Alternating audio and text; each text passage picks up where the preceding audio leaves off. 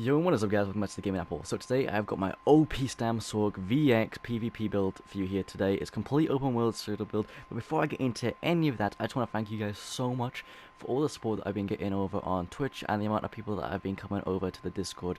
Really pushing for to get over 100 people in the Discord, and I'm pushing to get Twitch affiliate.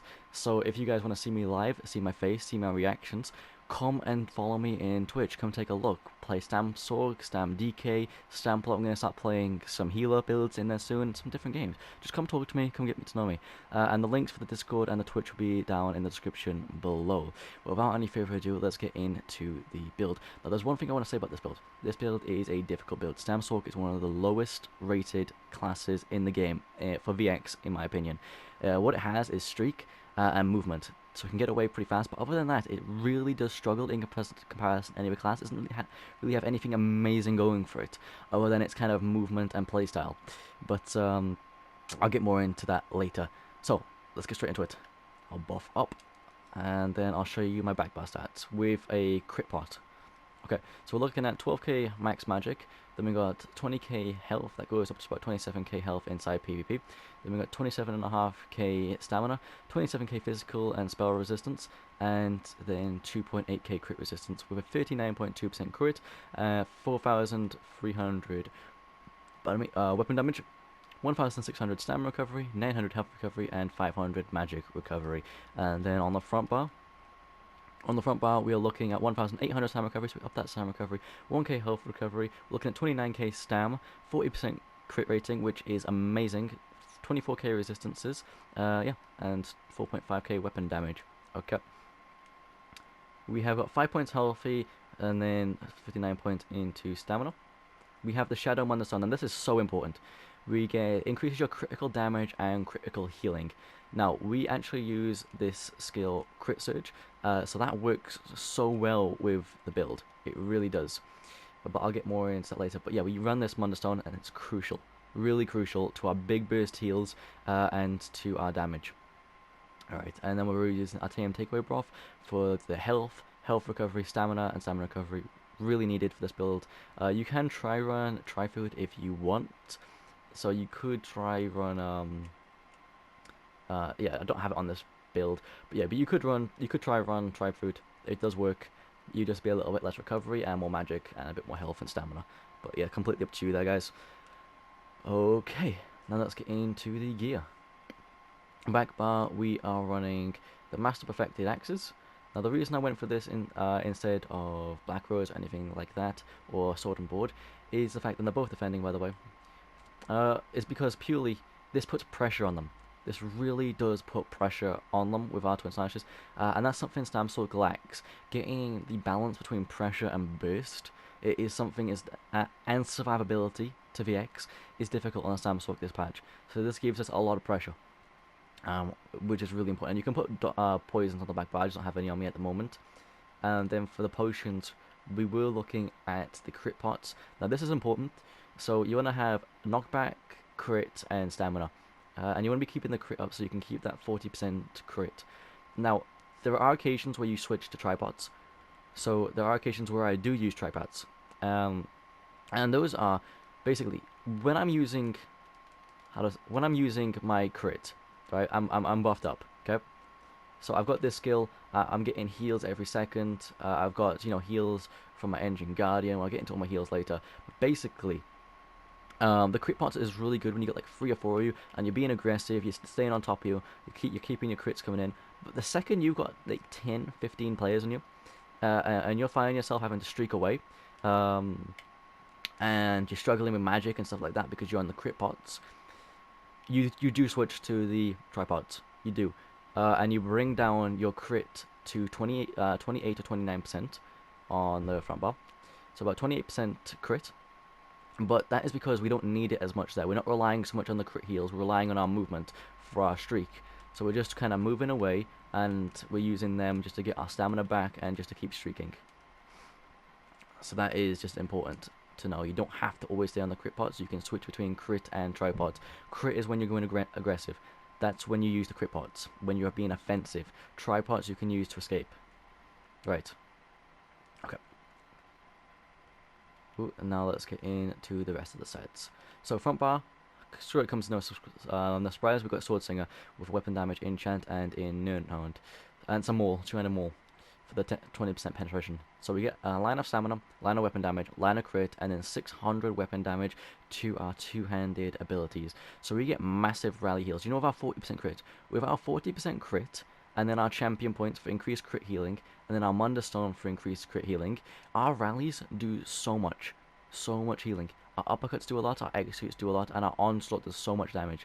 So that is really something to take into consideration with this set. It is really built for STAM SORC, because we do have to kind of rely on that two-hand skill slots.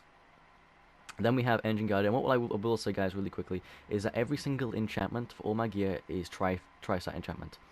And then we have 3 well fitted, 2 impen, and 2 reinforced on the heavy pieces, chest and legs. But without any further ado, we have got health recovery, and then when you use an ability, you have a 25% chance to summon a Dwemer automation to restore 550 stamina or magic or 2052 health to you every 0.5 seconds for 6 seconds. This sustain is unreal. Let me just try get a magic one to proc. Let's get a magic one to proc, and I'll show you. I'll show you exactly how good this is. Okay, so magic one's procced. I'm just going to cast Dark Deal. Look at my magic. I'm just casting Dark Deal. Look at that. Look how crazy that is. This is like unlimited stamina sustain. Seriously. It's crazy. Honestly. That that amount of magic sustain is phenomenal. I usually just prefer to have magic or magic or health rather than the stamina. And when I do get stamina, let's get a stamina. Oh, look at that, the stamina. When I do get a stamina, all I want to do is I can just roll dodge. Look at that. Look at that. Seriously. That's just phenomenal. It's just boosting you straight back up. But, yeah.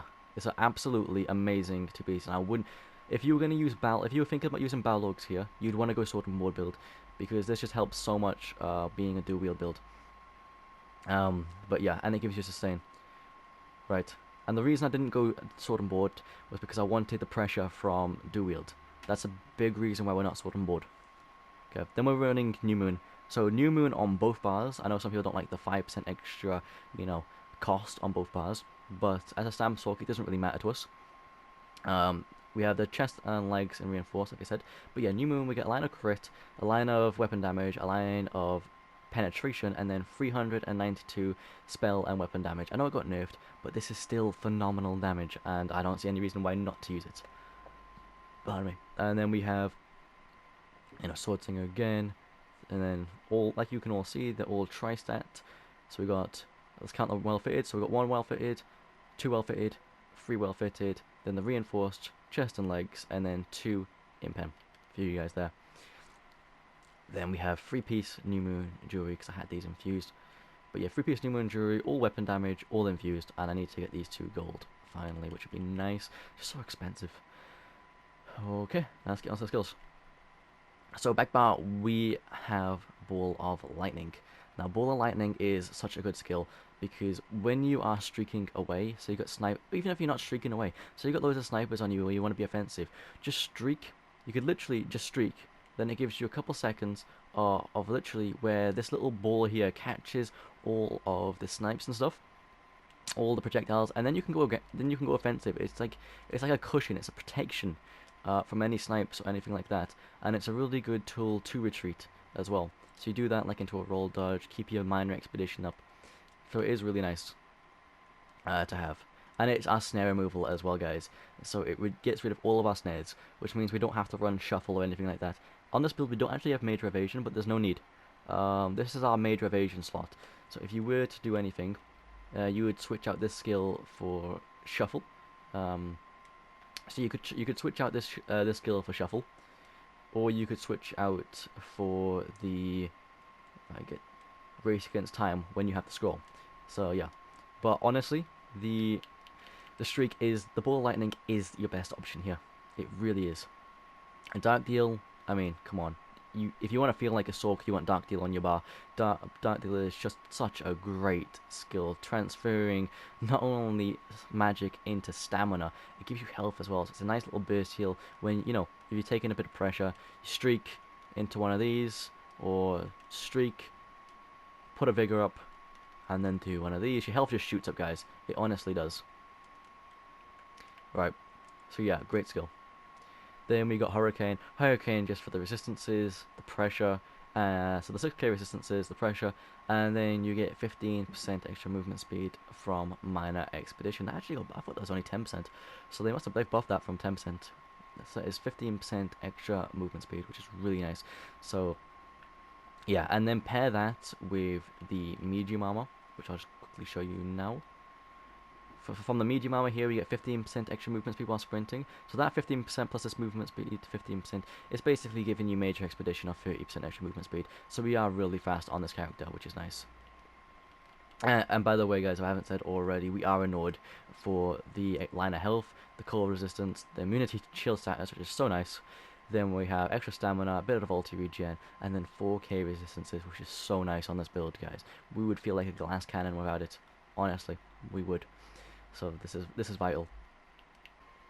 So moving on to the rendering slashes. Now I've chosen to go with rendering slashes over Blood Craze because we have actually 5 heals on this build already, so there is no need for us to have the extra heal. You can do if you want to, but we wanted the skill for pressure because this goes so well with the Master Dual Wield, which gives us our extra like 1,600 damage per tick and on initial tick. Then it gives us a really nice upfront damage with each weapon and a really nice bleed and speed, so we can stay mobile and we can slow them down, which is really nice to have. Not much more said about that. Then we go on to Resolve and Vigor, bread and butter.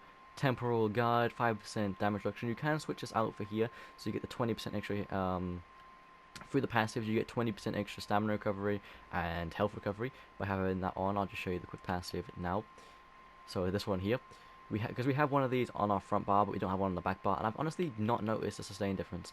It's really nice just having the Temporal Guard for the extra damage reduction and using it to get out of a tricky situation. So yeah, that's really good to have.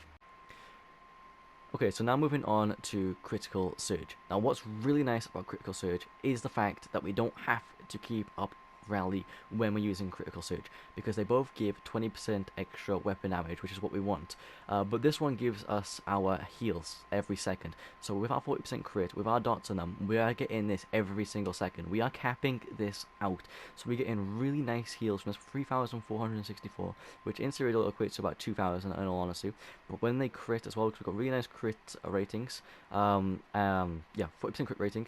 And then we get 11% extra crit healing from our, what is it, our Mundus, and then we get, I believe, an extra 10% from our CP. We're getting some really nice heals just off this. We don't need the rally up all the time.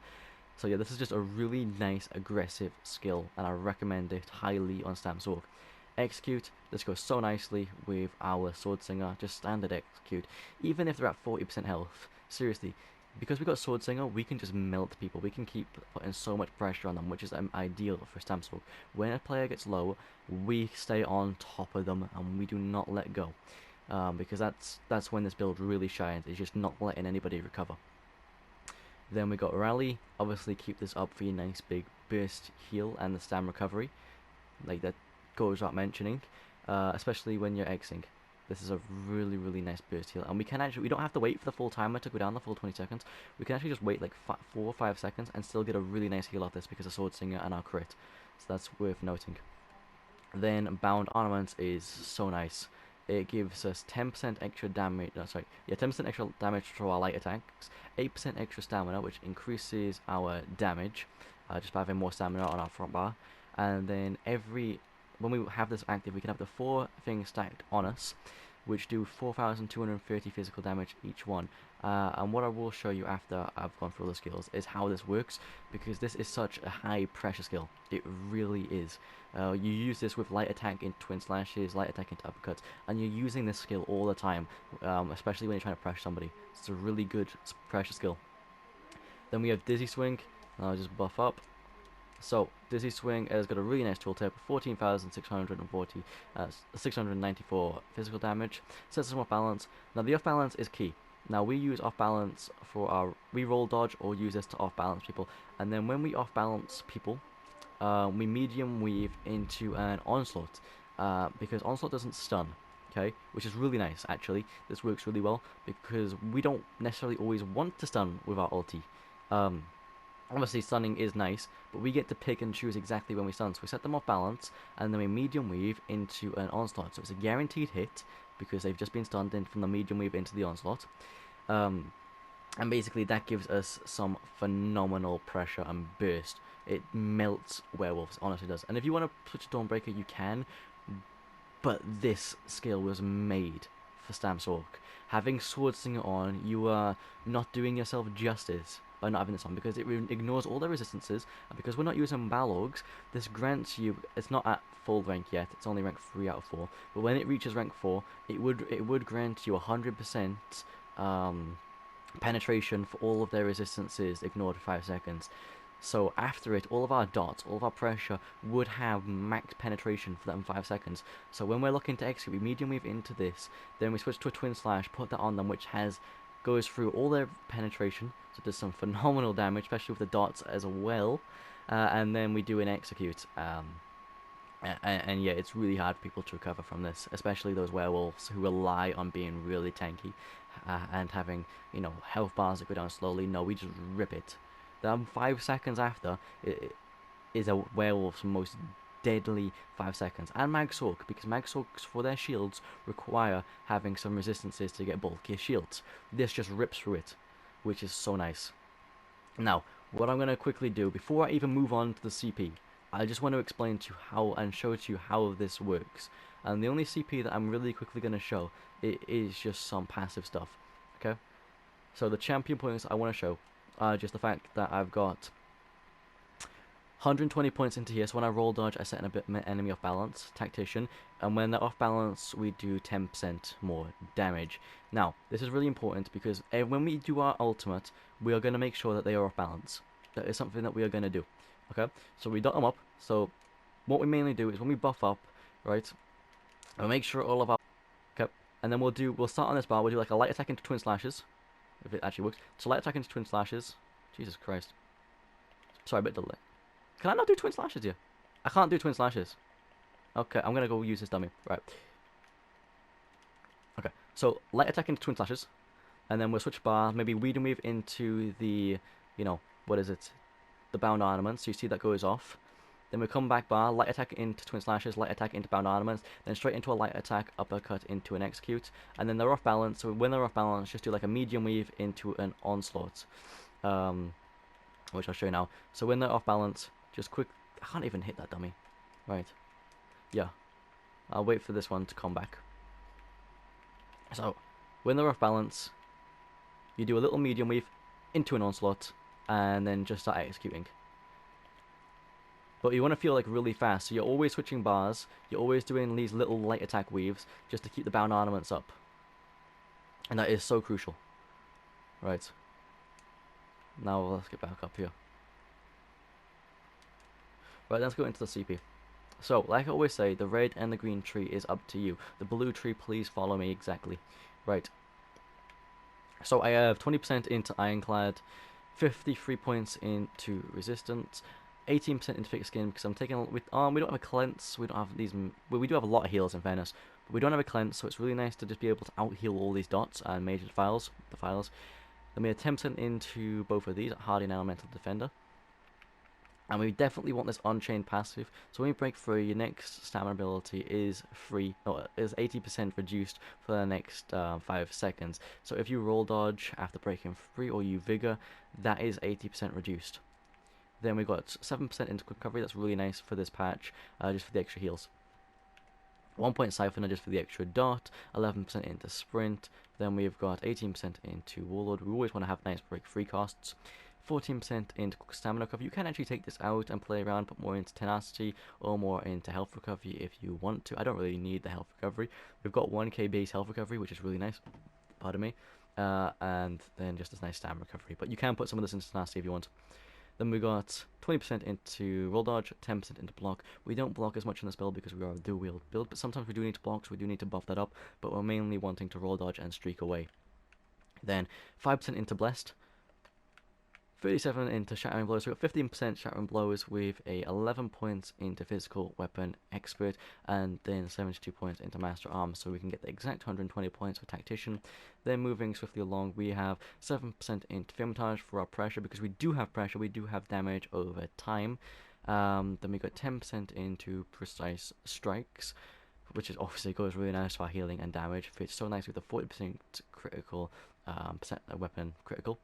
Then the 11% from our Mundus own crit healing and crit damage. So this works so nicely. 3k into penetration, and then 12% into physical poison and disease damage. So making our uppercuts land even harder. Obviously getting the exploiter and the tactician. But yeah, other than that, I feel like I have gone over everything. Just really quickly want to say then, thank you for all the support that I've been getting over on my Twitch and Discord, guys. It has just been really nice getting to know you all. And if you haven't gone over there yet, and you want to see me live, and you want to get to know me better, please make sure that get on that link, hit that follow button, just so you can come over, see me live, and then get to know me, in all honesty. And then the Discord will be there as well, so if there's any questions, any extra tips that you want on this build that you don't want to ask in the comment section for whatever reason, you can come message me there privately or in the group chat or whatever, and I'll answer you guys as fast as I can with a response that you need. But yeah, without any further ado, hope you enjoyed this video. I hope you found this helpful. This is a difficult build, so do try your best to learn it and give this some time, but it does work. And if you want to see how this build is used in action, go to my last video where I show it off in open world Cyrodiil in 1v3, 1v5 and 1vx situations. Without any further ado, make sure to smash that like button, drop a comment, because I want to hear what you guys think, and subscribe if you haven't already. Stay up to date with all my latest content here at the Gaming Apple. Peace out, guys. Love you all. Bye bye.